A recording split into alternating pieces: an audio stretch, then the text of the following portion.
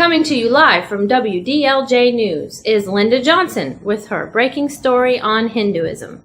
Hello, fellow historians. I'm here to talk to you about social structure of the Hinduism.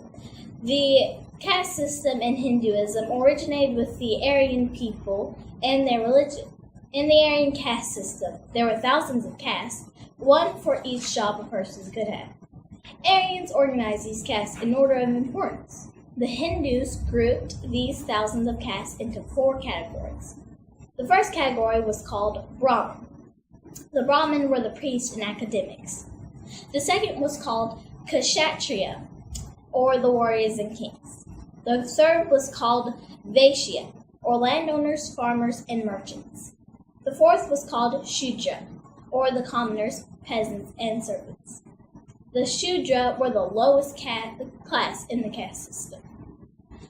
About 20% of Hindus in India did not belong in the caste system. Instead, they formed a 5th class, which was located beneath the Shudra. They were called untouchables. Untouchables were the lowest people in society. Now let's talk about the political structure. Gupta emperors created strong governments. Their rule lacked the strictness of the Mauryan emperors. Individual villages and cities held much power. The governments of cities were elected by merchants and artisans. The religious structure. The first people of India practiced a religion called Vedism. The rituals and hymns of Vedism were written down in ancient Sanskrit texts called Vedas. The word Veda means knowledge. Today, these Vedas are still very important to Hindus. Members of the Brahmin or the priest caste performed the rituals. Now, let's talk about the intellectual structure. Indian doctors used herbs and other medicines to treat disease. They could set bones and perform simple surgeries. They also began vaccinating people against smallpox. This was not done in Europe for another 1,000 years. The Indian system of medicine, the oldest in the world, was called Ayurveda. This means knowledge of life. But today, there are still people who practice Ayurveda. Now, let's talk about the technological structure. First, let's talk about the mathematics. The mathematics of the Gupta Empire created the number system we use today. These numerals are called Arabic. This is because the Arabs were the ones to carry the numerals from India to the Middle East and Europe. Indian scholars created the idea of zero. They also developed the decimal system based on 10 digits, which we use today. Indian mathematicians were also able to figure out the length of the year and calculate the value of pi. Now, second, let's talk about the literature. Indian writers worked in Sanskrit to record fables and folktales. These stories spread to Persia, Egypt, and Greece. They became the basis for many later stories that are popular today, such as Ali Baba and the 40 Thieves and Aladdin and his magic lamp. Kalidasa was the most well-known Gupta poet and playwright. His play, Shakuntala, tells the story of a king who marries an orphan. An evil spell causes the king to forget his wife. He only recalls her after many adventures. And last, let's talk about the economical structure. Trade and farming thrived. Farmers grew wheat, rice, and sugarcane. Workers made goods such as cotton cloth, pottery, and metalware. These goods were sold locally.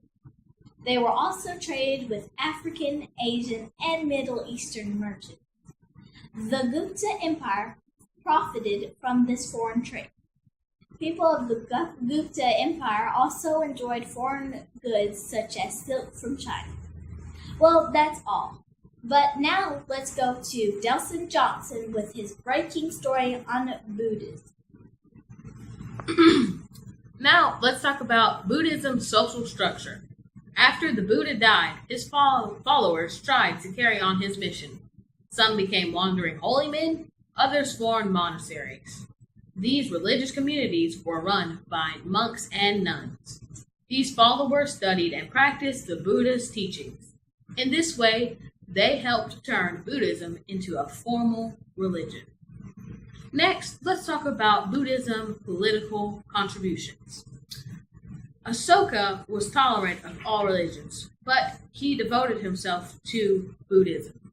He built monasteries. He also supported the work of Buddhist missionaries. They carried Buddhism to south to Ceylon and north to Kashmir.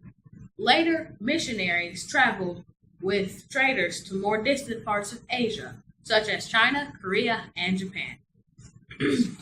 Next, let's talk about Buddhism religious contributions. Buddhists did not believe in Hindu gods and goddess or in any godlike being. Neither did they agree with the caste system. But Buddhist tradition says that Siddhartha Gautama learned what life is all about by meditating. Then, when he was named Buddha, he spent the rest of his life teaching others. Well, next, let's talk about Buddhism intellectual contributions.